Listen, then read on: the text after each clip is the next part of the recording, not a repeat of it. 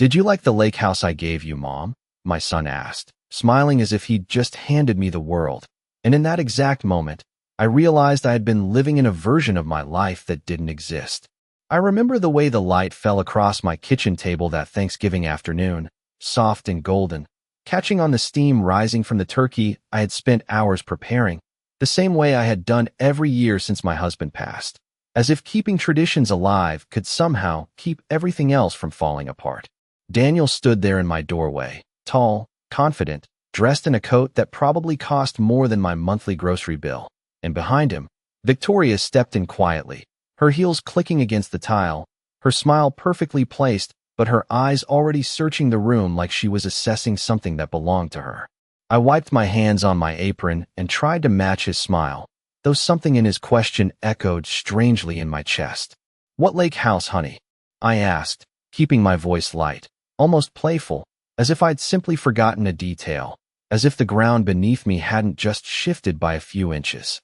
Daniel laughed at first, a short, confused sound, like I was teasing him, but when I didn't laugh back, when I just stood there holding the dish towel too tightly in my hands, his expression changed, just slightly, just enough for me to notice.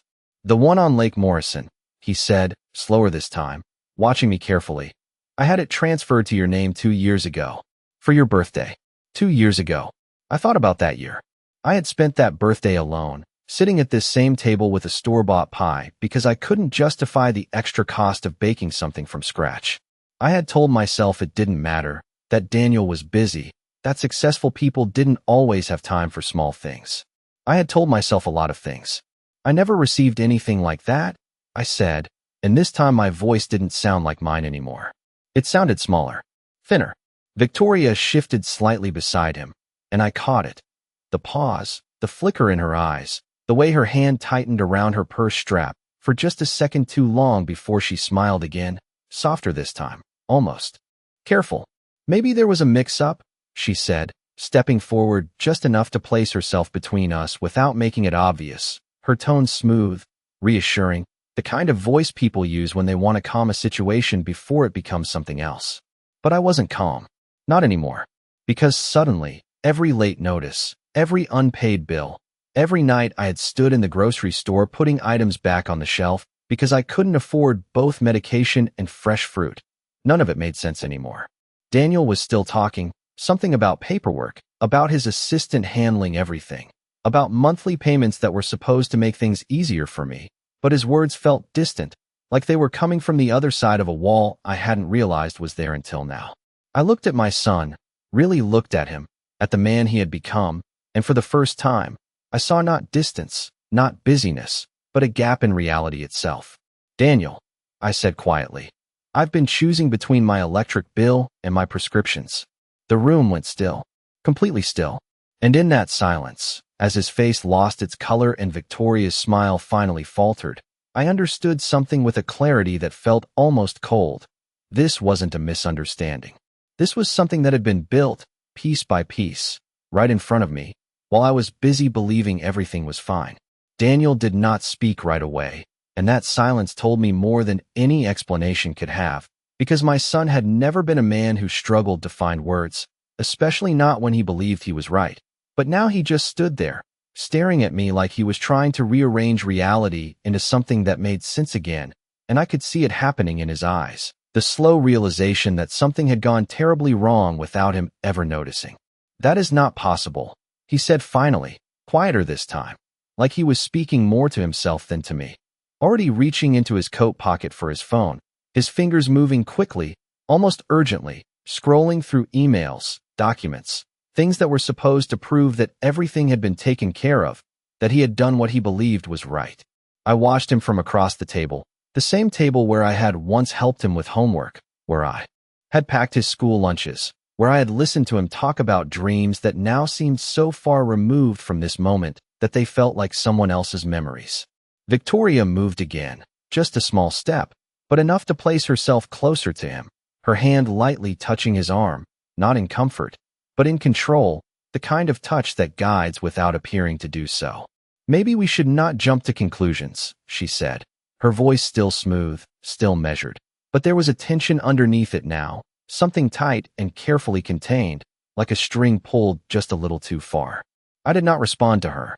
Instead, I looked down at my hands, at the faint tremor I could not quite hide, and I thought about the past 2 years, about the winter when I had kept the thermostat at 60 degrees because anything higher felt like a luxury I could not afford, about the nights I had wrapped myself in an extra blanket instead of turning up the heat, about the times I had told myself that this was just what getting older looked like, that it was normal to struggle a little, to tighten your budget, to make do. Daniel's voice broke through my thoughts again, sharper now, directed at his phone. "I have the transfer records," he said, turning the screen toward me as if the glowing numbers could rewrite my reality. "The property deed, the bank transfers, everything is here." I did not lean forward to look. I did not need to, because whatever was on that screen had never reached me. "Then where has it been going?" I asked, and this time there was no softness left in my voice, no attempt to protect anyone from the weight of the question. The room seemed to shrink around us, the air heavier, thicker, as if even the walls were listening. Daniel turned his head slowly toward Victoria, and for the first time since they had walked through my door, she did not meet his eyes right away. It was only a second, maybe less, but it was enough. Enough for him to see it. Enough for me to know that I had not imagined anything, that this was not confusion or forgetfulness or age catching up with me. This was something else entirely. "Victoria," he said, her name sounding unfamiliar in his mouth, like he was testing it against a truth he was not ready to accept. "Did you handle the banking details when I asked you to update my mother's information?" She smiled again, but it was different now, thinner, more fragile, like something that could crack if touched too directly. "Of course I helped coordinate things," she replied, carefully choosing each word. "You were very busy at the time, remember?" Busy. That word again. The one I had used so many times to explain away the distance between me and my son. The one that now felt less like an excuse and more like a cover for something I had never thought to question. I sat back slowly in my chair, the wood creaking softly beneath me, and for the first time since this conversation began, I stopped trying to understand what had happened and started paying attention to what was happening now, to the way Daniel's certainty was unraveling, to the way Victoria's control was slipping, just slightly, just enough to reveal the edges of something much larger beneath the surface. And I realized that whatever this was, it had not started today, it had not started with a question about a house. It had been building quietly, methodically, in the background of my life, while I was busy believing that everything was exactly as it should be. I did not ask another question after that because I no longer needed answers in the way I once thought I did. Instead, I watched, quietly, the same way I used to watch Daniel when he was a boy trying to solve a puzzle on the living room floor. Only now the puzzle was something much colder and much more deliberate, and I could see the pieces beginning to shift into place whether he wanted them to or not. Victoria was the first to move, not away, not retreating, but adjusting, recalibrating, her shoulders straightening slightly, her expression softening again as if she could smooth the moment back into something manageable if she just spoke carefully enough.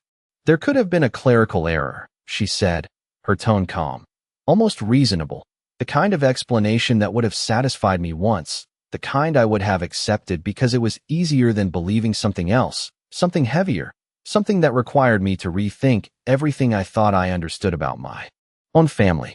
But Daniel did not look at her this time. His eyes stayed on me, searching, measuring, as if trying to find any sign that I was mistaken, that this was all some misunderstanding that could be fixed with a phone call or an apology. "Mom," he said slowly, "for the past 2 years, I have been sending you $1,500 every month for expenses, on top of the house, on top of everything else. $1,500. I let that number settle in the room, not reacting right away, because numbers have a way of telling stories if you give them time, and this one told me everything I needed to know. $1,500 would have covered my prescriptions without forcing me to cut pills in half to make them last longer. It would have meant I did not have to stand in the grocery store comparing prices down to the last cent, deciding between fresh vegetables and a box of pasta that could stretch for 3 meals. It would have meant heat in the winter without guilt, lights left on without calculation, a life that felt stable instead of carefully balanced on the edge of not enough. "I have not received a single dollar," I said, and this time there was no tremor in my voice at all, just clarity, just the quiet certainty of someone who had finally stopped doubting her own experience. Daniel's phone was already in his hand again, his thumb moving quickly, dialing, his posture shifting from confusion to something sharper, more focused, the part of him that had built his business taking over now that something did not add up. "I am calling Rebecca," he said, almost to himself. "She handled everything." Victoria stepped forward then, just slightly, her voice quick, almost urgent now. "Daniel, maybe we should discuss this privately first," she said, her hand reaching for his arm again. But this time he did not respond to her touch, did not even seem to notice it. He had already put the call on speaker, the faint ringing filling the space between us like a countdown none of us could stop. I stood there in my own kitchen, surrounded by the familiar details of a life I had built piece by piece, and for the first time I felt separate from it, like I was standing just outside of it, observing rather than participating, because something fundamental had shifted and there was no going back to the version of reality I had accepted for so long. When the voice on the other end finally answered, professional and steady, Daniel did not hesitate. "Rebecca, I need you to confirm the details of the property and the monthly transfers I set up for my mother 2 years ago," he said, each word precise, controlled, the way he must speak in boardrooms and negotiations, and I realized then that whatever came next would not be softened or explained away. It would be laid out in facts and records and numbers that did not care about feelings or intentions. And I found myself strangely calm as I waited, because deep down, I already knew that the truth had been there all along, just out of reach, waiting for the moment when someone finally decided to look closely enough to see it. Rebecca's voice came through the phone clear and composed, the kind of voice that had delivered good news 1,000 times before without ever imagining it might one day carry something else entirely. And I watched Daniel as he shifted his weight slightly, bracing himself without realizing he was doing it. "Of course, Mr. Collins," she said. "I have the file in front of me. The property on Lake Morrison was transferred to Margaret Collins on November 15th, 2 years ago, and monthly transfers of $1,500 were scheduled to begin immediately after." There was a pause, just long enough for the words to settle into the room, just long enough for Daniel's expression to tighten as he glanced at me again, as if hoping I might contradict what we had both just heard. I did not. I simply stood there, letting the silence stretch, because now it was no longer about what had been said, it was about what had not reached me. "Can you confirm the account details those transfers were sent to?" Daniel asked, his voice steady but sharper now, each word carefully placed, controlled, like he was already anticipating the answer and trying to prepare himself for it at the same time. "Yes, of course," Rebecca replied, the faint sound of typing in the background, keys clicking with quiet certainty. "The account holder is listed as Margaret Collins, routing number ending in 4782, account ending in 3109. I felt something settle inside me at that moment, not shock, not confusion, but recognition, because I knew immediately that those numbers did not belong to me, that whatever account she was describing had never been mine, had never been connected to the small checking account I had managed carefully for years, tracking every expense down to the dollar, stretching what little I had to cover what was necessary and nothing more. "That is not my account," I said, and the words landed softly but firmly, like something final, something that could not be reshaped or reinterpreted. Daniel turned slowly toward Victoria again, and this time there was no hesitation in his gaze, no searching, no uncertainty, just a direct line of focus that she could not avoid no matter how carefully she tried to hold her composure. "Rebecca," he continued, without looking away from his wife, "who provided you with those banking details?" The question hung in the air for a fraction of a second, but it felt longer, heavier, as if the room itself had paused to listen. On the other end of the line, Rebecca answered without any sense of the weight her words carried. "Mrs. Collins provided the updated information about 2 years ago," she said. "She called and explained there had been a change and asked us to update all records accordingly." There was no confusion in her voice, no doubt, just simple confirmation of something that had been processed, filed, and forgotten on her end. But in my kitchen, in that moment, it changed everything. Victoria did not speak right away, and I noticed the smallest shift in her posture, the way her shoulders drew in just slightly, the way her hand dropped from Daniel's arm, as if she understood that touch no longer had any effect, that whatever control she had been holding on to had just slipped beyond her reach.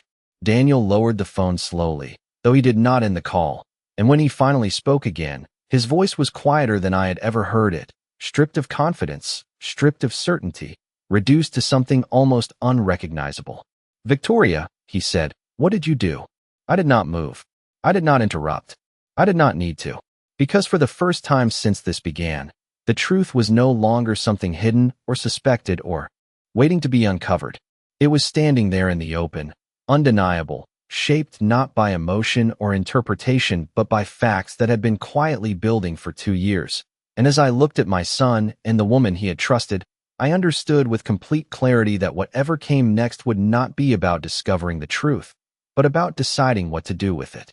Victoria did not answer right away, and that silence felt heavier than anything she could have said, because it was no longer the kind of silence that could be explained away or softened with polite words. It was the kind that settled in your chest and refused to move, the kind that made everything around it feel suddenly sharper and more defined.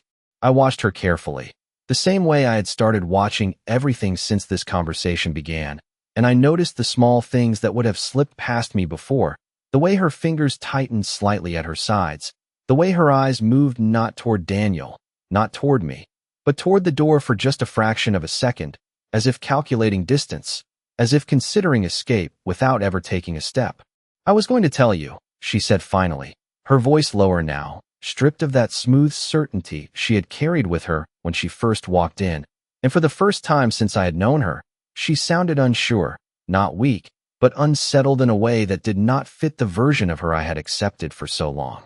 Daniel did not respond immediately, and I could see something changing in him as well, not anger, not yet, but a kind of clarity that comes when something you trusted completely begins to fracture under its own weight.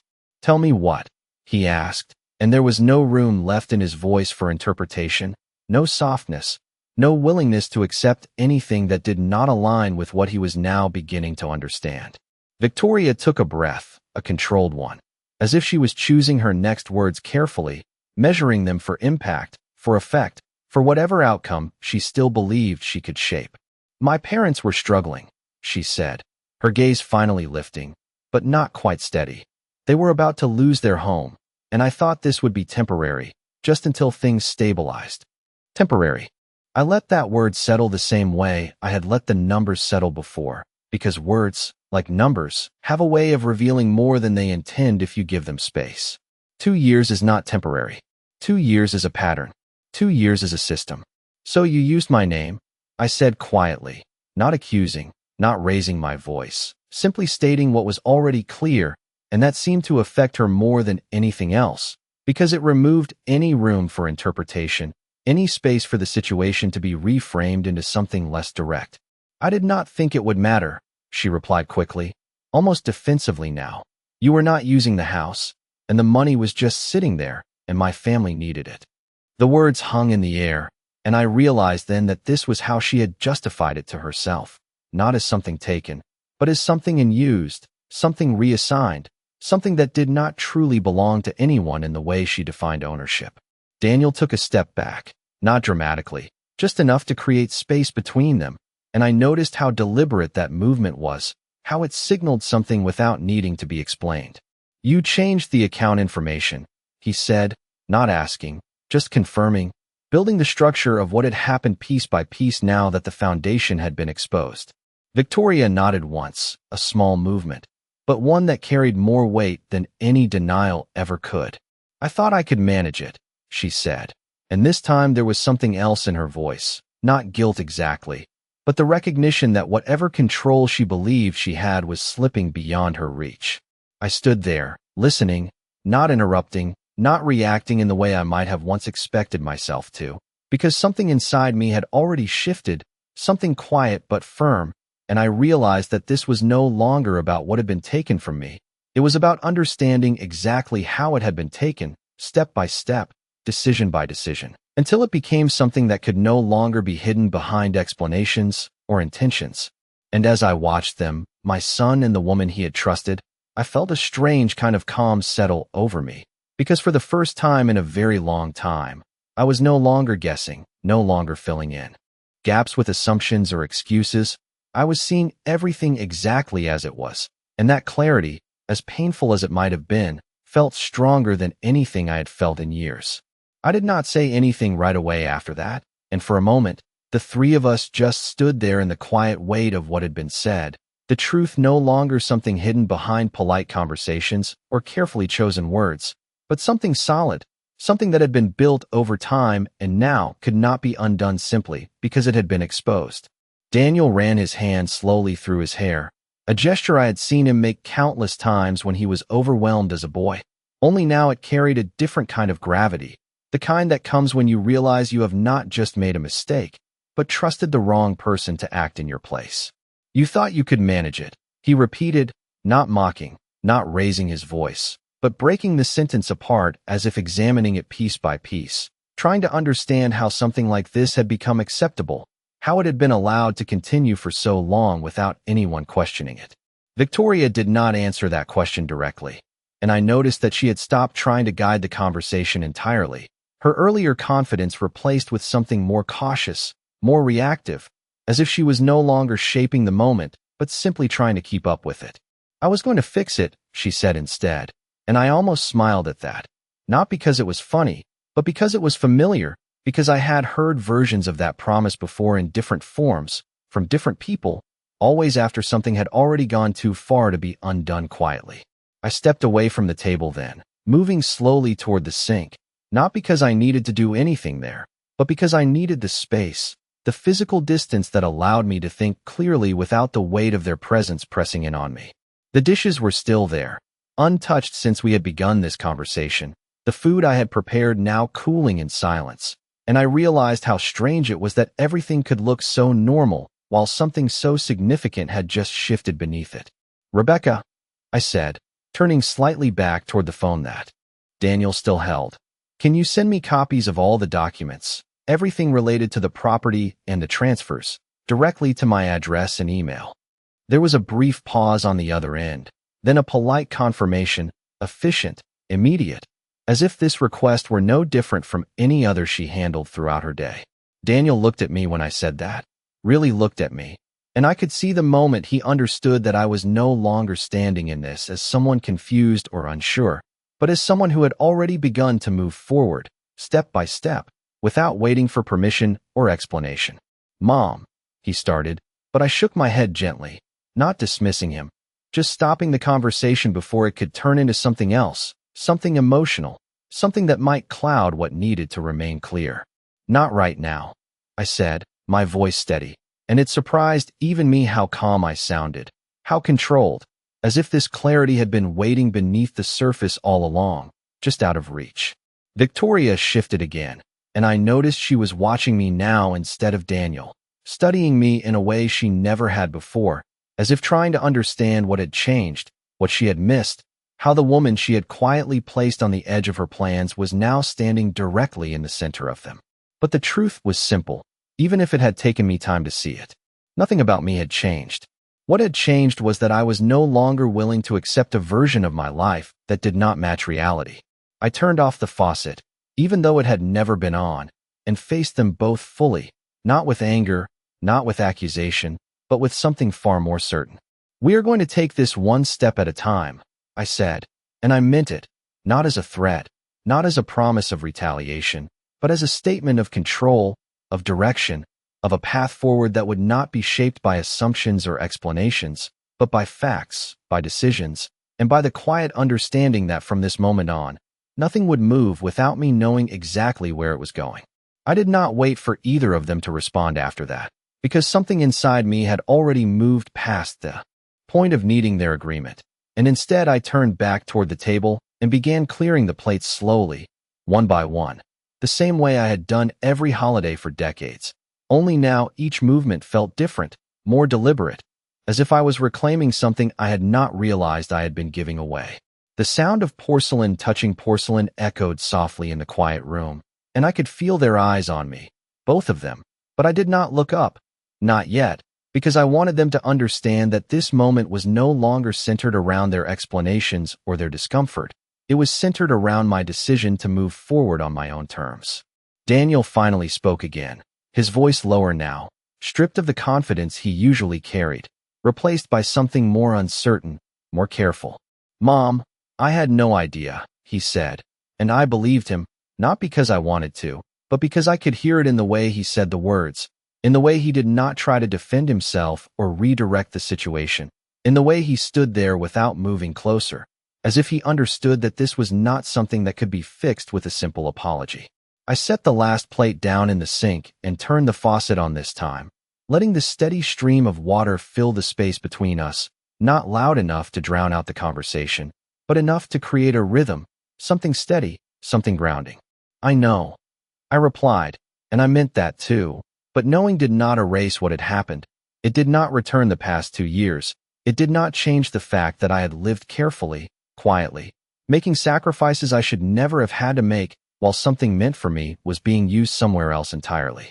Victoria shifted again, and I could sense that she was waiting for something, perhaps for anger, perhaps for an accusation, something she could respond to, something she could manage, but I did not give her that.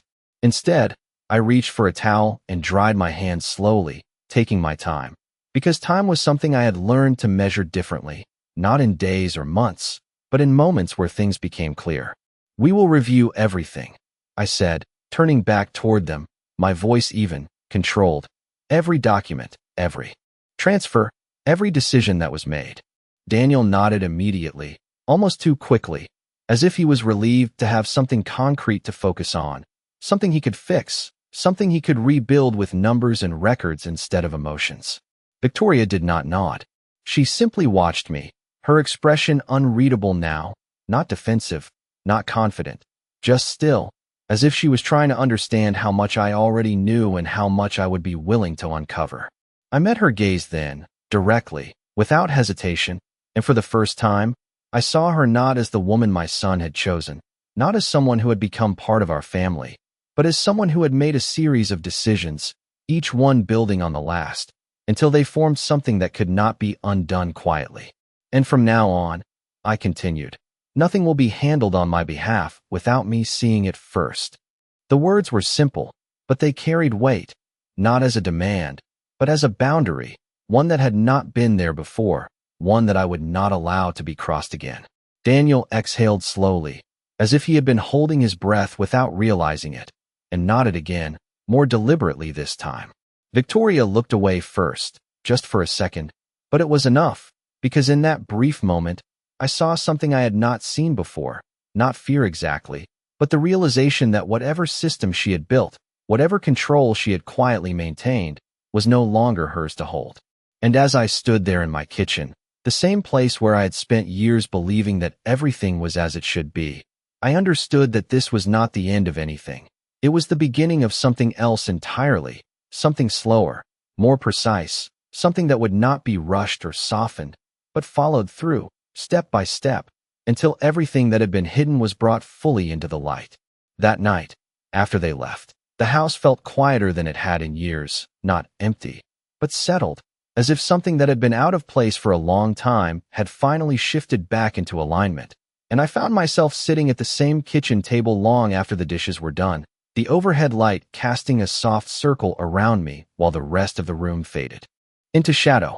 I did not turn on the television, did not reach for my phone, because for once, I did not need distraction. I needed clarity, and it came in small, steady pieces as I began to retrace the past 2 years in my mind, not as a series of hardships I had endured, but as a pattern I had not yet fully understood.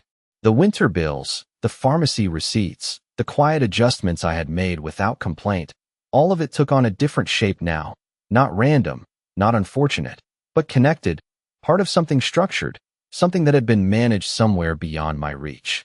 I stood up slowly and walked to the small desk in the corner of the living room, the one where I kept my paperwork in neat, labeled folders, each one carefully organized, because it was the only way I had known to stay in control of what little I believed I had. I pulled out my bank statements, spreading them across the surface, month after month, numbers I had memorized without realizing it, each balance reflecting the careful limits I had placed on myself. There were no deposits that did not belong, no unexpected increases, no signs of the life my son believed he had provided for me. just consistency, just absence. I sat down again and reached for a pen, not to write anything new, but to begin marking what I already knew, circling dates, noting patterns, creating a record not for anyone else, but for myself, because understanding was no longer enough. I needed documentation, I needed structure, I needed something that could not be dismissed or reinterpreted later. The next morning, I woke up earlier than usual, not out of habit, but with purpose, and I made my coffee the same way I always did, measured, steady, but this time I did not linger over it. I did not sit and watch the day begin. I moved forward. I called the bank first, not the general line, but the local branch where they knew my name, where I had been a customer for years, and I asked for an appointment, not urgent, not emotional, just direct, because I had learned that calm requests often carried more weight than raised voices. Then I called a lawyer, someone whose name I had written down years ago after a conversation I never thought I would need to revisit, and I scheduled a consultation, again without urgency, without explanation, just a time, a place, a step forward. By the time the afternoon came, I had a folder prepared, every statement, every bill, every piece of information I could gather, not because I expected answers immediately, but because I understood now that this would not be resolved with a single conversation or a simple correction. This was something that had been built over time, and it would need to be addressed the same way, carefully, deliberately, without assumption. Daniel called twice that day, and I saw his name on my phone both times, but I did not answer, not because I was avoiding him, but because I was not ready to have that conversation yet, not until I had something solid to stand on, something more than emotion or realization. Victoria did not call at all, and I noticed that too, not with surprise, but with quiet acknowledgement, because her silence now felt different than before, no longer controlled, no longer strategic, but uncertain in a way that suggested she did not yet know how to respond to what had already begun to shift. I closed the folder and placed it neatly on the desk, my hands resting on top of it for just a moment, and I realized that for the first time in a very long time, I was not waiting for something to happen to me. I was preparing for what I was going to do next. The meeting with the lawyer was scheduled for 10 in the morning, and I arrived 15 minutes early, not out of habit, but because I wanted to sit in that quiet waiting room and feel the weight of what I was about to do settle fully into place, without distraction, without hesitation. The office was modest, nothing extravagant, but everything in it felt deliberate, organized, grounded in a way that reminded me of how I used to feel when I knew exactly where things stood in my life, before uncertainty had slowly taken root in places I had not thought to question. When my name was called, I stood up calmly, carrying the folder I had prepared, and followed the receptionist down a short hallway into a room where the lawyer was already seated, a man in his late 50s with a steady expression and the kind of presence that suggested he had seen more than enough situations like mine to recognize them before a word was spoken. I placed the folder on his desk and opened it without introduction, sliding the documents forward one by one, not rushing, not explaining more than necessary, because I had learned that clarity does not need decoration. He listened, asked a few precise questions, and then began to review the papers with a focus that made the room feel even quieter, as if everything outside of that moment had paused to allow the truth to take shape in a way that could no longer be ignored. "You are the legal owner of the property," he said after a few minutes, his voice even, certain, and the beneficiary of those transfers. "If the funds were redirected without your authorization, that is a matter that can be addressed directly." Addressed directly. I let those words settle, not because they were surprising, but because they confirmed what I had already begun to understand, that this situation was not abstract, not emotional, not something that could be softened by explanation. It was defined, measurable, something that existed within systems that did not bend to personal justification. "What are the next steps?" I asked, and I noticed that my voice did not waver, did not hesitate, because by then, I was no longer asking out of uncertainty, I was asking out of intention. He outlined them clearly, step by step, reviewing options, timelines, actions that could be taken to secure what was legally mine and to trace where everything had gone. And as he spoke, I felt something settle into place inside me. Not relief, not satisfaction, but alignment. The sense that I was finally moving in a direction that matched the truth I had uncovered. When I left the office, the air outside felt sharper, cooler, and I took a moment before getting into my car, standing there with the folder held firmly in my hands, aware that this was the point where everything shifted from understanding into action. Daniel called again that afternoon, and this time I answered, not because I was ready to comfort him, not because I wanted to revisit what had already been said, but because I was ready to speak from a place that was no longer uncertain. "Mom," he began immediately, his voice strained, searching, but I did not let him continue.